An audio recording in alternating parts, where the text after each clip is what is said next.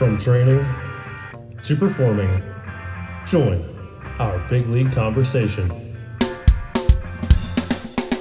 Welcome to the CSP Elite Baseball Development Podcast with your host, Eric Cressey.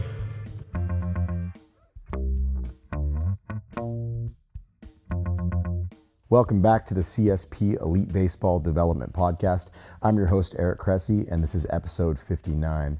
I'm actually really excited about this show because we had a really good interview where I learned a ton, particularly with respect to the defensive side of the game, which I don't think gets nearly enough love these days. We have a 2019 Rawlings Gold Glove winner to really share some awesome wisdom in that, so we're in for a really good show.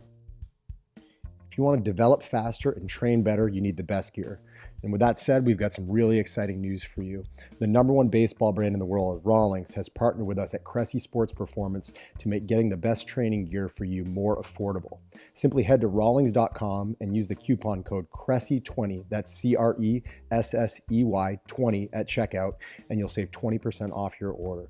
This offer is only valid on select items, but there's a ton of great gear you'll save 20% on that will help you become a better player. So shop now. Again, that's rawlings.com, RAWLINGS.com, and enter the coupon code Cressey20, CRESSEY 20 at checkout, and you'll get 20% off on your order of some absolutely awesome baseball gear that we use every day with our pro guys.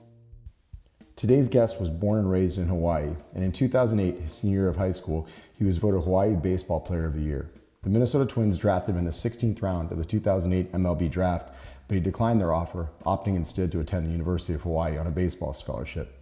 There, he was a three-time first-team Western Athletic Conference selection and finished his college career with a .358 batting average, 47 doubles, 25 home runs, 145 RBIs, and 53 stolen bases.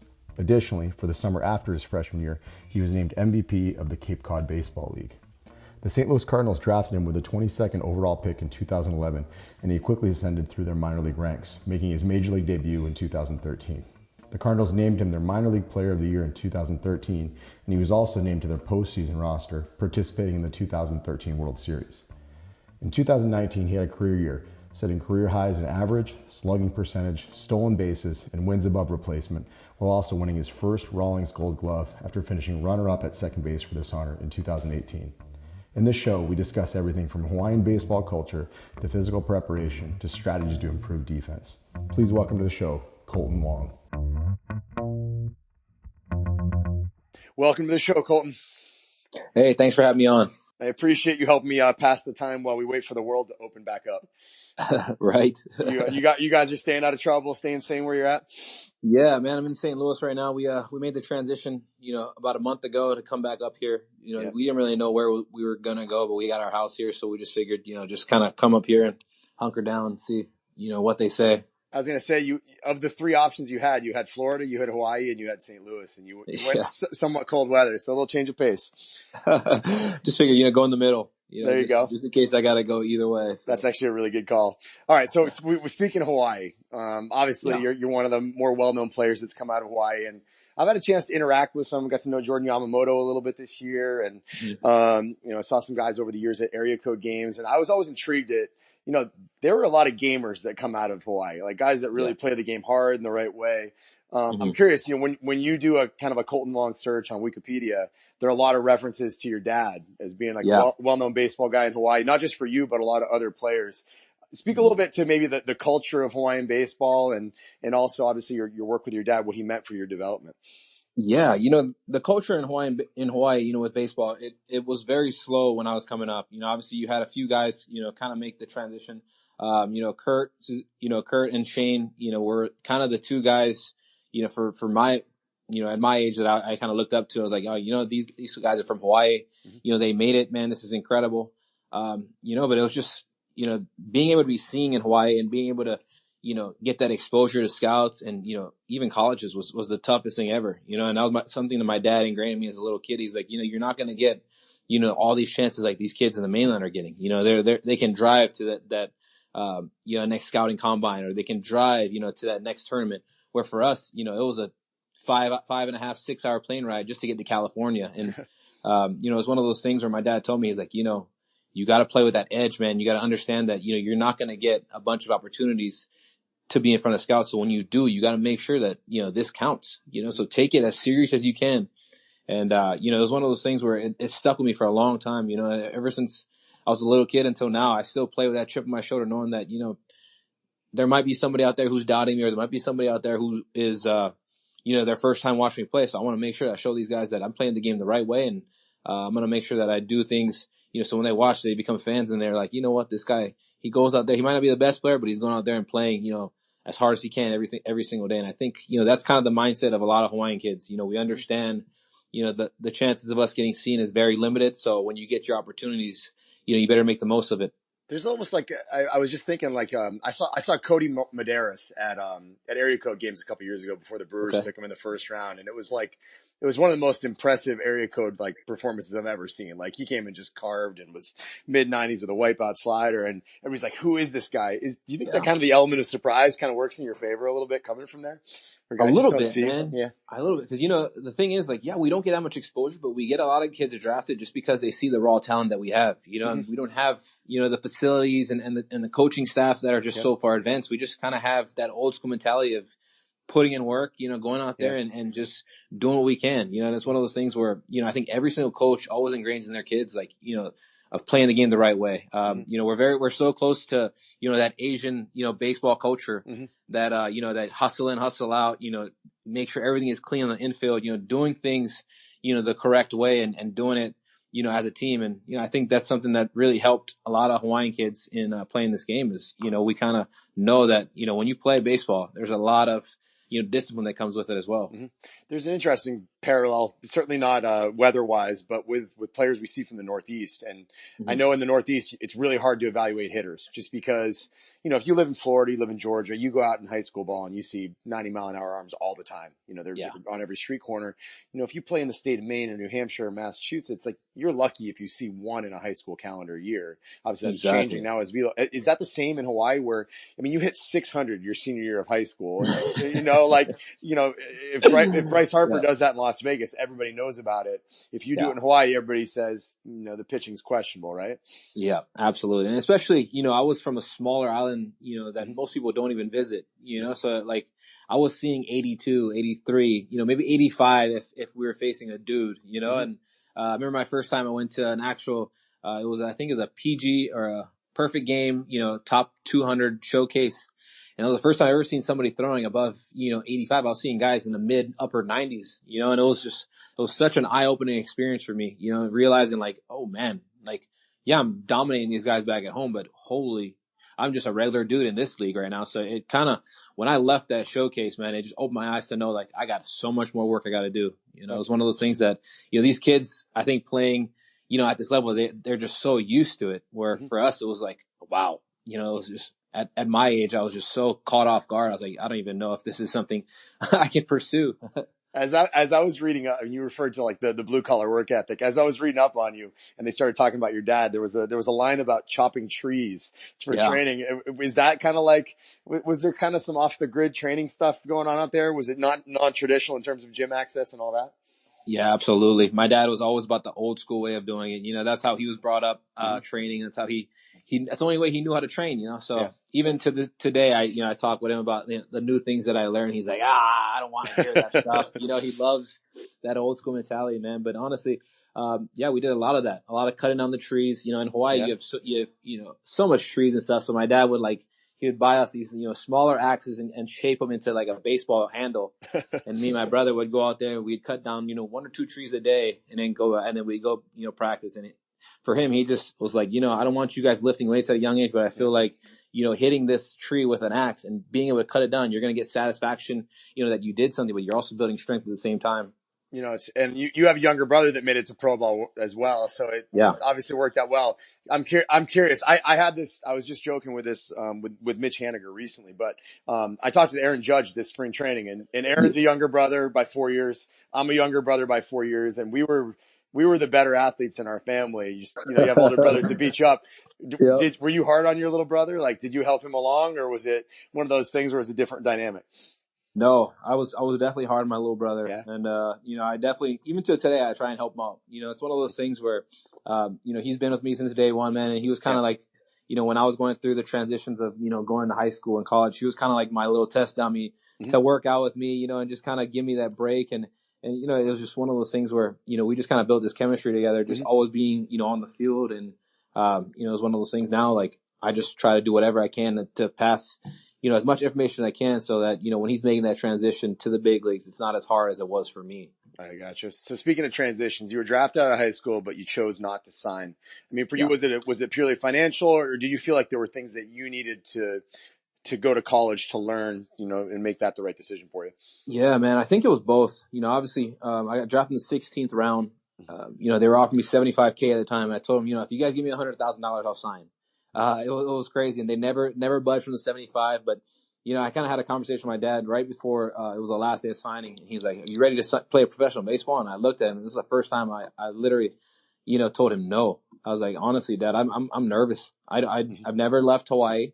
I've never been outside of you guys. Like, I've always, traveled with my family. I've never done this whole, so I just felt like I told him, I was like, I feel like I need some time in college. I need to build that up. And, from a young age, I think my dad kind of, realized like, okay, this kid is actually paying attention to himself, not just looking at, the financial side, and understanding that, he needs to grow a little more. So it was one of those things where, it was the first time I actually told my dad, just trying to be a man and, make an actual grown up decision. So it was pretty cool.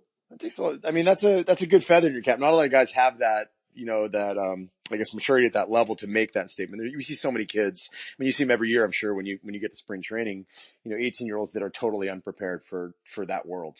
Exactly. And I told him too, I was going to be that guy, just knowing from me in a mental standpoint and not having any, idea of what it was going to be like in pro baseball. I told my dad after my first spring training, I was like, I'm so glad I never signed out of high school because I wouldn't have made it.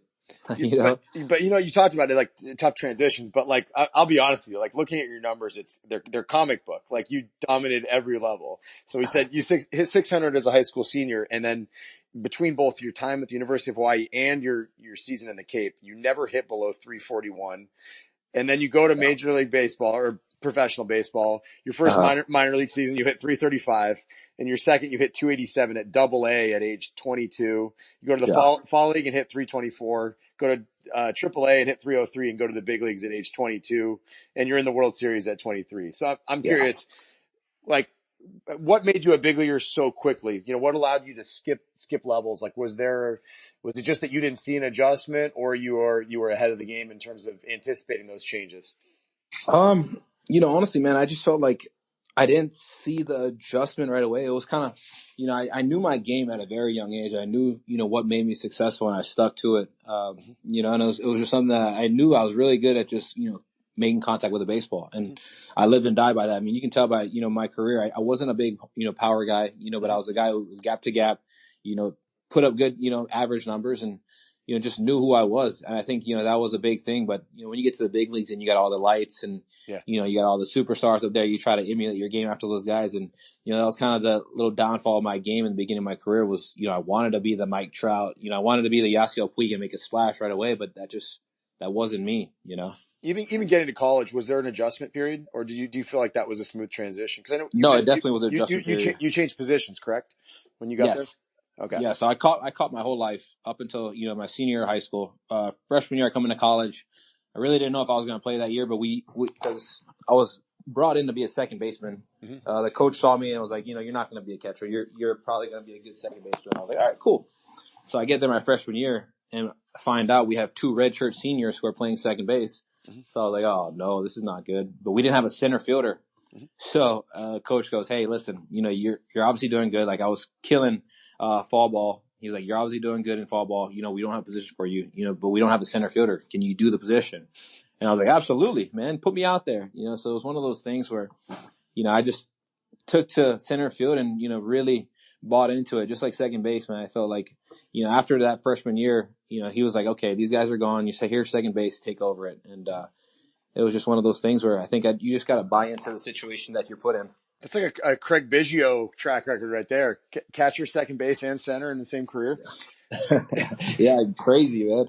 So we'll go back. Obviously, you played in the big leagues and went to the World Series in 2013.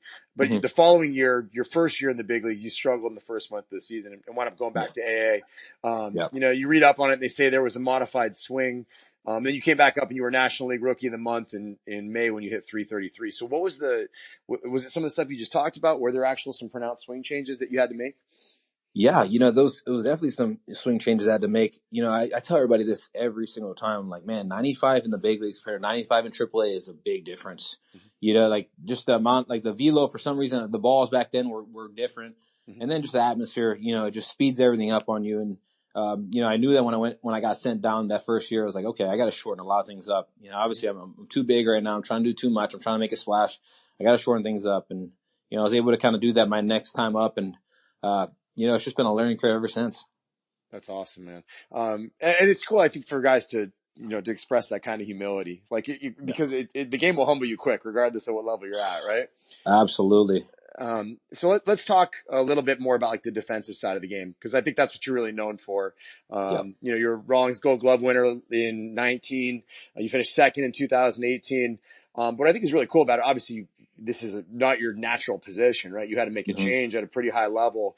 But I think it's also neat is you can go back through your defensive numbers over the course of your career and see how you've improved as a second baseman. So like as a frame of reference, 2015, you played 1,278 innings, and it was a 7 defensive run save season.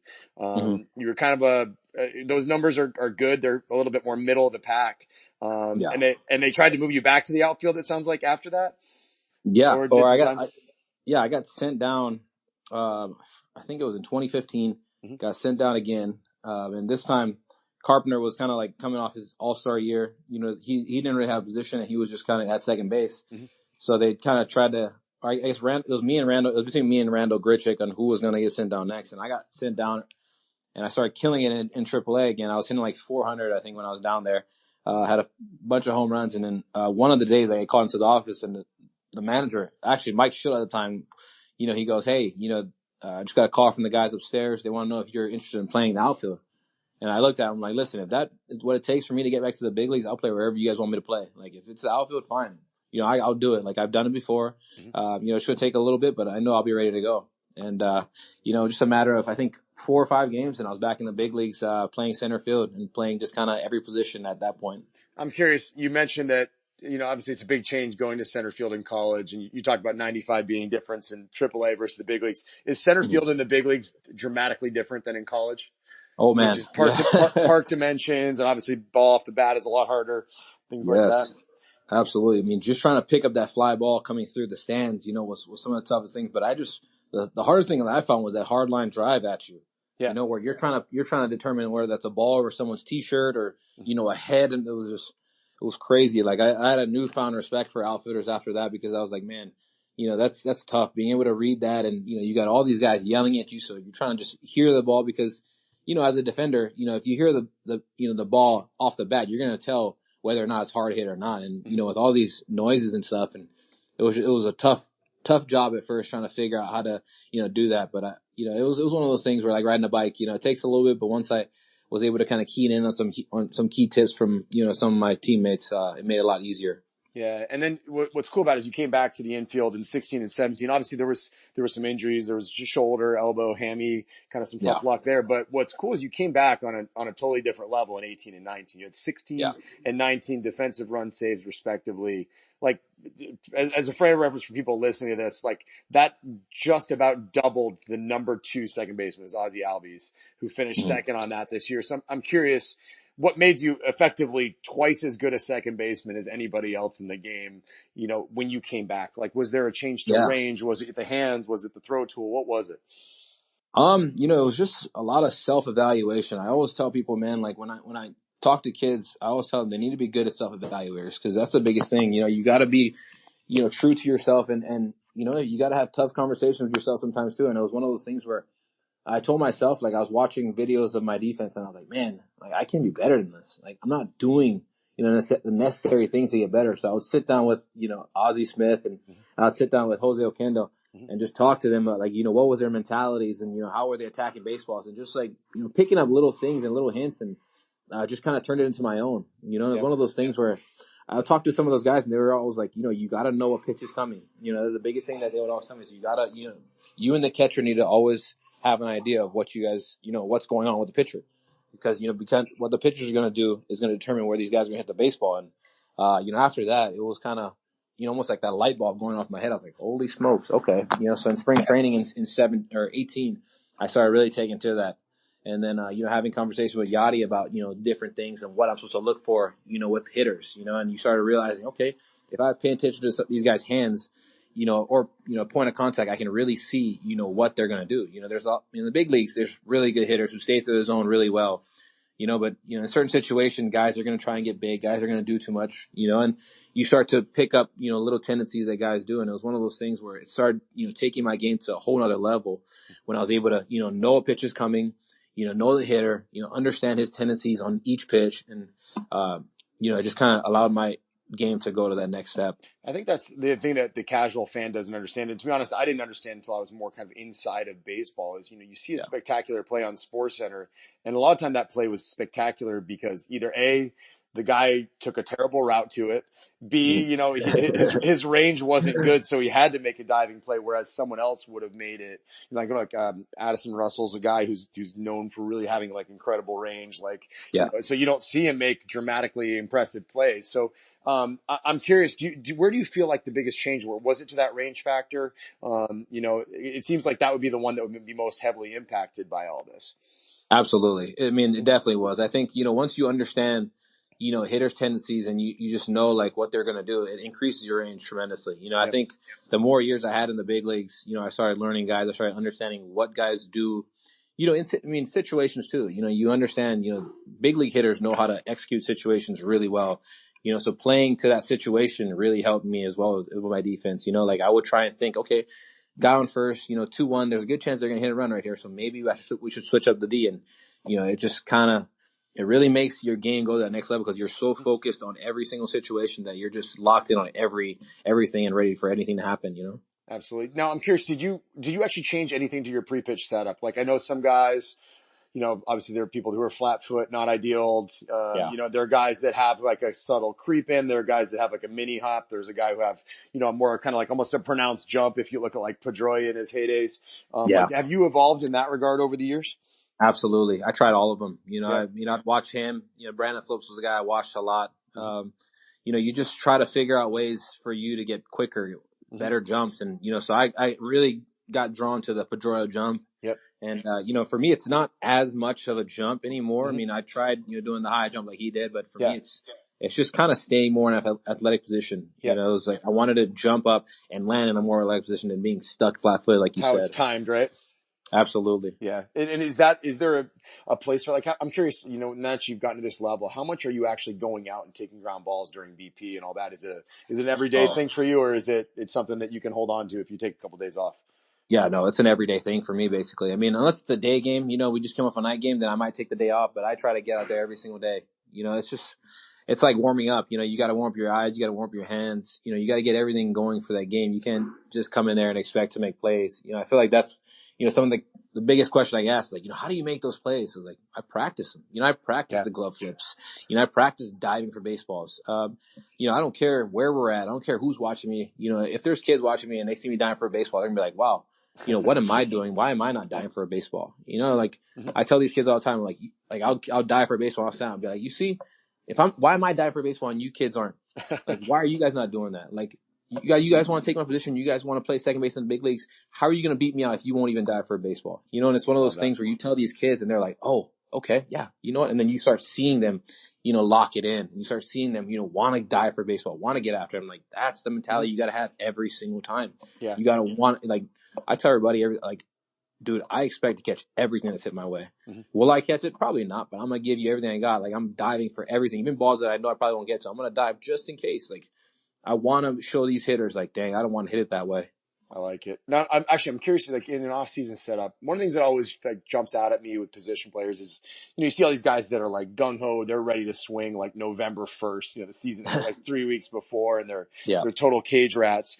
You very rarely see guys go out and start taking ground balls prior to, it's like January 1st. So I'm curious, like, do you get out there and do stuff earlier? When do you actually like to get going with that stuff?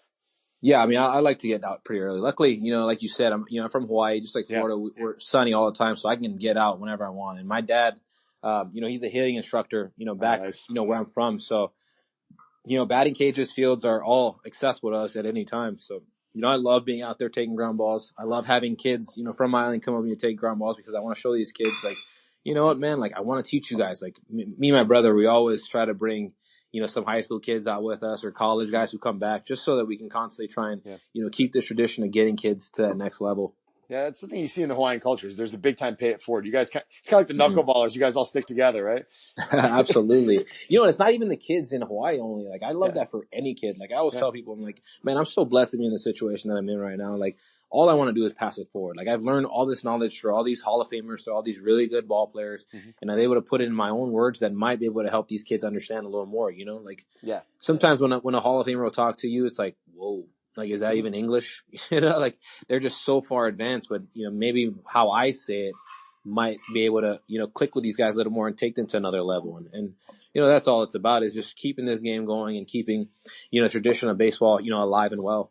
I like it. You literally stole my next question. So let's talk about advice for young players who want to become better defenders. Where do you start? When you're working with those kids back home in Hawaii in the off season, what's the lowest hanging fruit in terms of things that they can do to improve defensively? One of the biggest things, man, I learned from watching a lot of kids is kids don't know how to catch balls with one hand. That's the biggest thing I learned. So I tell all these kids, when we first start taking ground balls, early in January, when I was like, listen, don't even touch your right hand. Like, we're only using our glove, because once you understand the ability to use your glove, you start learning, okay, I'm way more athletic with one hand than I am with two.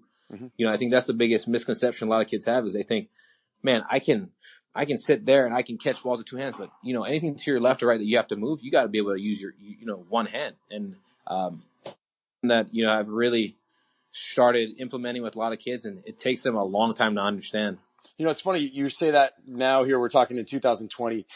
I'll never forget Kevin Youkilis told me the exact same thing, and he won a Gold Glove at moving from third base to first base. And it always drove him bonkers when they told kids like catch with two hands. And he said the exact same thing. Is that it's drilled into your mind at a young age, just so you can catch the ball, but you're not going to inherently do anything spectacular if you got both hands stuck. Absolutely. And that's where all your errors come from too. As long as when you're always trying to get in front of a baseball, you're never going to be able to get in front of every single baseball, So I always tell people, if it's not right at me, I'm using one hand. That just makes me more athletic. It allows me to flow with the baseball if it does take a bad hop. And, it gives you that extra range, that extra step that people always are trying to find out. Well, and you think about it, right? In your quest sometimes to get in front of a baseball makes you rigid, unathletic. That's a ball that maybe you knock down with one hand that instead gets through you, and that runner that's at second, he's home instead of stopping at third. Exactly. So, all right, let's nerd out a little bit. So this is a Rawlings sponsored podcast. I know you're a Rawlings guy. Let's talk about your glove. If you win a Gold Glove, like you're an infielder, you've got to have some like crazy elaborate superstitions for how you break it in, how you care for it. All right. So you get a brand new glove shipped to you. First off, how often do you get a new glove?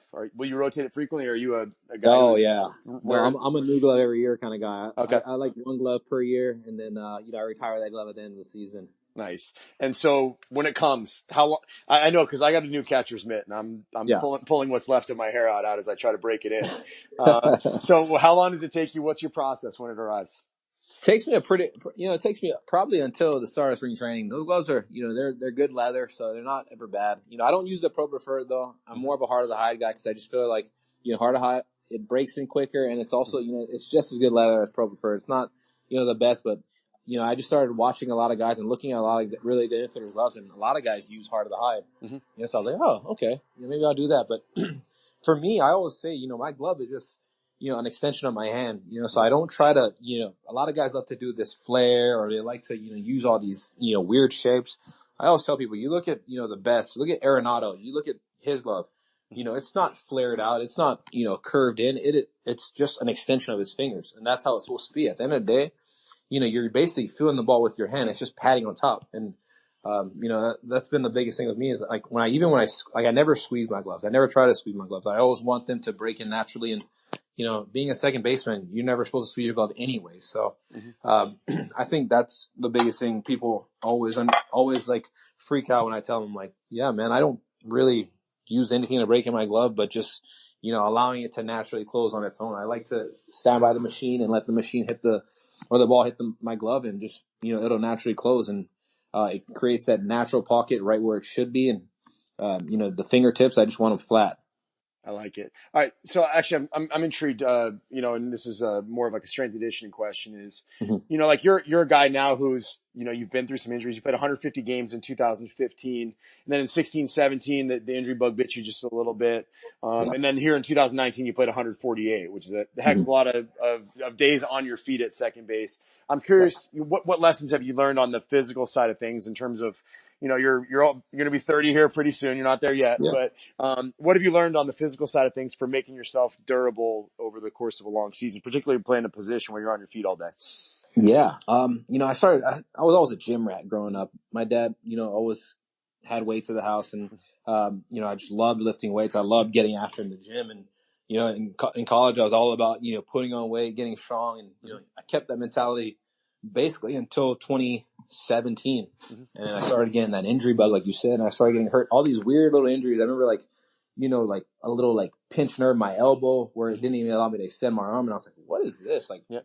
and I started like reading up on, like Tom Brady was somebody I looked up, a lot, because I was like, okay, this guy is about to be almost 50 years old and he's still doing it in the NFL. Like, wait, how is he doing this? And, he talked about pliability and the ability, to be strong with strength, to be flexible in strength. Mm-hmm. And I was like, okay, there's something with that. So I started, really looking into this, and I had a trainer back at University of Hawaii who was a huge gym rat with me. I used to live with him I used to lift with him all the time. We used to get after it all the time. And, he turned, from being that guy into yoga.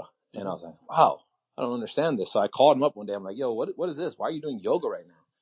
And he's like, man, I promise you, like, I know people talk, have a lot of, weird, things about yoga and they don't understand it, but the strength you get from yoga, it's different, and I started doing it with them, and I started understanding, man, I have so much weaknesses all over my body. Like, yeah, I can lift weights, but you know what? If I can't lift my body, if I can't even hold my body up, that's something to say. And, I started understanding, okay, this makes a lot of sense for baseball. I'm not running around with weights. I'm running around with my body weight. Okay. If I can understand how to strengthen all these little pieces of my body, it's eventually going to keep me from getting hurt. And, I just started learning too, like, okay, I love to put myself in these weird situations to make plays. I love diving, coming up and making a weird throw. And I started doing yoga, and I was like, oh man, when I'm holding these positions in yoga, a lot of these positions, are coming back to my head. Like, I remember when I was in this same spot trying to make a throw, and, it was hurting me. And, now I'm learning, like, okay, I can create flexibility and strength, through yoga that's going to help me make these throws. And I'm going to know this position. My body's going to know this position. So it's going to keep me from getting injured. And, ever since then, man, I feel like there's been a huge transition for me, in my game of being able to stay healthy and stay strong, because now I feel like, my body is strong. It's balanced. It's at a place right now where, every single part, from my hands, from my fingertips, all to my toes, I focus on every part of my body and strengthening everything.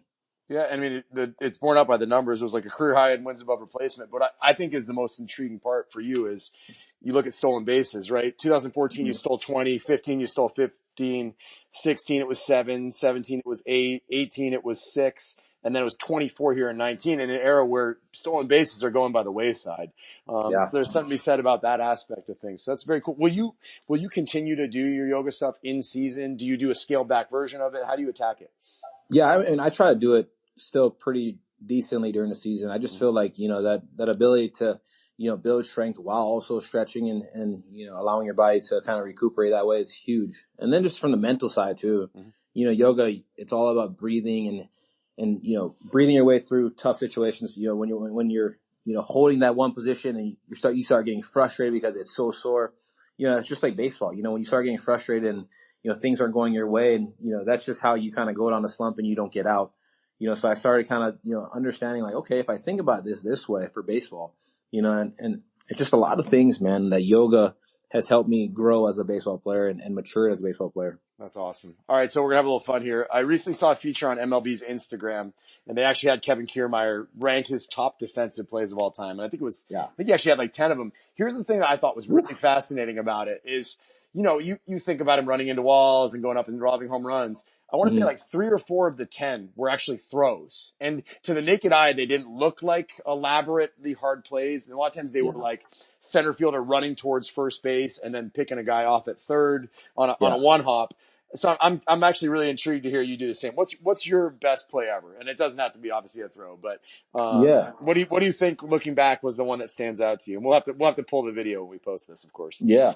Honestly, man, I think it was that fly ball that Rizzo hit off Wainwright, in shallow right, that I was kind of playing Rizzo, in the grass, and it was over my head. It was literally in no man's land. I was running for it, saw that I really wasn't going to get to it, so I just jumped out of the air and stuck my glove up and caught the baseball. It was just like, for me, I thought that, if you're talking about athleticism, and that was the most athletic play that I've made. Just being able to range back in that situation. I think we were up 1-0 in the eighth, with man on second and first. So if I don't catch that ball, we're tied.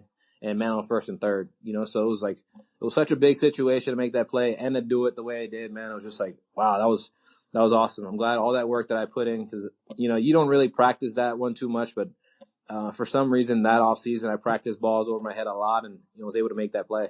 And it was against the Cubs. Let's be honest. That makes it stand out a little bit more, right? Oh yeah, absolutely. Nice, man. What we always do at the end of shows, we do a little bit of a lightning round where Okay. I throw a quick question at you. It can be as long as you want in the answer. So this is one to Gotcha. just have fun with. All right. So first thing, who do you like to watch? If you can turn on Sports Center and see guys making plays, who, or you're watching opposing teams, who jumps out as you guy that you would really enjoy seeing?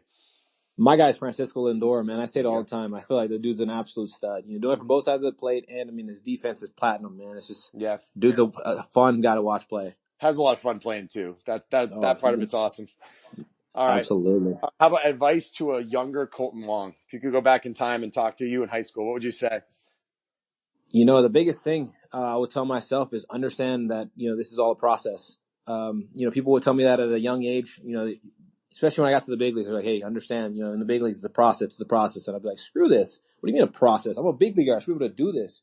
But understanding, through all this failures and all this struggle, that you're getting better. You're constantly learning. You're constantly figuring out who you are as a player. And, that was the biggest thing, is I finally, maybe it's, getting older or whatnot, but just understanding, man, that, everything in life is a process. Obviously you don't know when that process is going to come to the top, but that you're still getting better every single day. That's awesome. All right. Favorite teammate of all time. It can be at any level. Okay. Favorite teammate of all time had to be my guy, John Jay. Took me in as soon as I got to the big leagues, he took me under his wing, really opened my eyes to, baseball on both sides, the physical, the mental side. Just was like a bigger brother to me that I never had, and, really helped me out in my transition. I like it. So here's an entertaining one. I got to give a shout out to our Cardinals Wives that train with us in the spring. So we've got a good crew. Nice. Ponce de Leon's wife, Jen's great, Lauren Webb, and your wife Alyssa. Like, you got to throw her a shout out here. She's probably the most athletic wife that has ever trained at CSP. So you got to share her background. She ran track at Hawaii. Yes. I've seen legit 30-inch box jumps out of her. So this is the question. Do you have the most athletic wife in baseball? I think so, man. I'd put her up against a lot of people. That girl, from a running standpoint, even till today, when I do my sprint work and stuff, she's always there helping me out. I tell her, I was like, you got really good form. So, whatever kind of help you can take me through, it'd be amazing. A college athlete, somebody who, she's pretty good at everything too. I mean, we were out there hitting a wiffle ball machine the other day, and she was out there with me hitting line drives. And I'm like, yo, where is this coming from?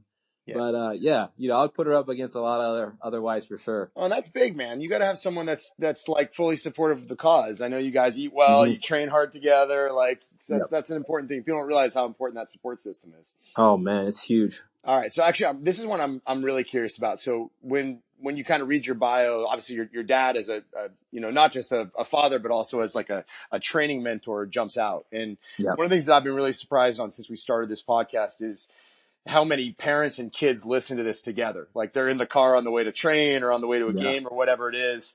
So I'm curious, obviously you're still training with your dad when you go back to Hawaii in the off season.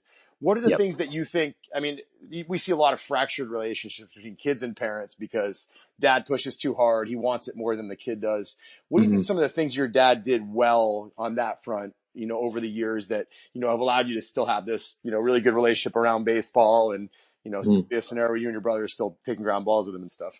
Yeah. I mean, don't get me wrong. Me and my dad definitely had our blow up, it was one of those things, at a certain age, the parent, you got to know, when your kid is kind of at that level where it's time to step back, but So we had, obviously me and my dad, we weren't perfect, but, the ability for him to just be somebody for me to call, that was the biggest thing. Like I call my dad for everything, just if I'm going through a slump or if I'm doing good, he always has something, to tell me. And it's like one of those things where, yeah, we have big league hitting coaches, but my dad has been my hitting coach since I was a little kid, so this guy knows my swing inside and out better than anybody, so having that ability, to just bounce ideas back and forth, my dad has been, the biggest thing. Obviously dads want the best for their kids, but sometimes I feel like when you watch these dads, they push their kids a little too hard, and at some point you got to understand that your kid is going to make his own decision, but you being there and being just an ear for him to talk to and, just to be able to bounce ideas back and forth, I think is the biggest thing that I've ever had with my dad. And it's kind of like a parallel to that. When you look back on the coaches that made the biggest differences for you, whether that's it's a yoga coach, whether it's a baseball coach, whether it's a strength coach, whatever it may be. Yeah. What are the things that you see in them that made them the most impactful? What separates them from the people who maybe interfere with your development, didn't bring it along the way that you wanted to? What do you look for in a coach that you really admire? The biggest thing that I admire with the coaches that, I really believe have helped me in my career was, their ability to stay under control in situations, like I would, because when you're going and you're trying to learn different things, sometimes frustrations, come up and, you get mad and whatnot. And, the ability for a coach to sit back and be like, hey, it's okay. Understand that this is all going to work out, instead of the coach trying to just, beat you down the whole time. I think that was the biggest thing for me is understanding that, when you're dealing with a kid, you're dealing with a lot of emotion. You're dealing with a lot of, just, I don't even know how to explain it. The kid is holding himself to such a high standard because all you want to do is make your coach and your dad proud or whatever. But just being able to kind of get to that kid's level and be like, hey, it's okay, man. You're going to get it. It's so, such an easy thing to do, but, people don't realize how important that is for a kid's progression. Oh, no doubt, man. Well, that's a good place to end on. So, really appreciate you taking the time to come on. Folks Absolutely. Can find you on Twitter. It's at Kolten Wong, and on Instagram, it's the Wong1808.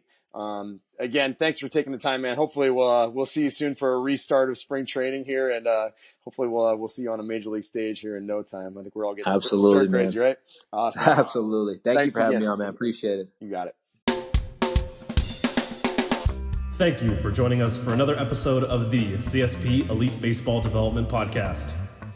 If you enjoyed this episode, we'd be thrilled if you'd consider subscribing to the podcast and leaving us a review to read on iTunes. We welcome your suggestions for future guests and questions. Just email elitebaseballpodcast@gmail.com. Thank you for your continued support, and we'll see you next episode.